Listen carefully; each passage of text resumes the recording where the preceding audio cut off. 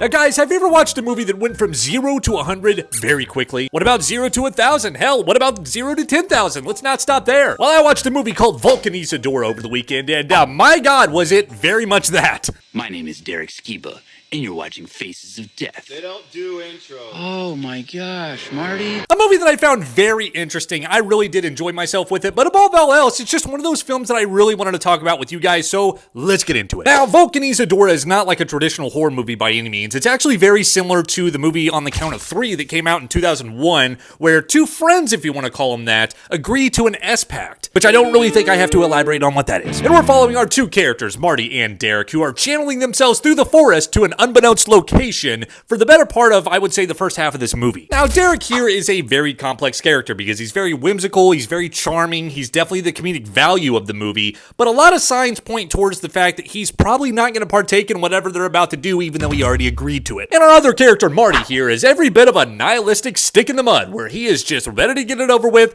Supposedly his life sucks, and he just doesn't really care about much. Now, our characters finally make it to their destination at the halfway point of this movie, and something ends up happening that totally caught me off guard, and Jesus H. Christ. Now, when you guys watch a horror movie, you know when someone gets stabbed or someone gets unalived, you know they're no longer living, but it doesn't really impact you the same way because you know it's a movie. Well, there's a scene in Vulcanizadora, well, me remembering that scene in my head is making the hair on my arm stand up. It made me that uncomfortable.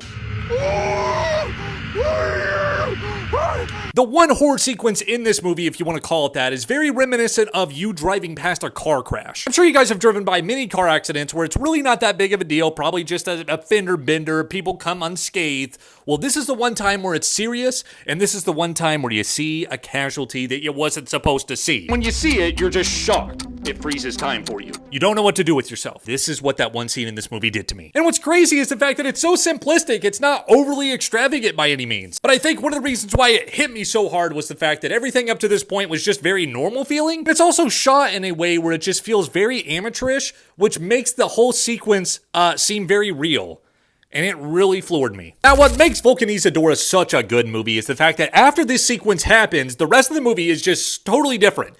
The tone is still very gritty, it's still very dark and depressing, but it has a very compelling story and a very interesting take on consequences. Now, don't get me wrong, Vulcanizadora is a slow burn, and it's probably not going to work for everyone the way that it's filmed in this amateurish, gritty sort of way, but trust me when I say, guys, if you want something new, you want something refreshing, you want something out there, definitely give this one a watch. It is available on VOD.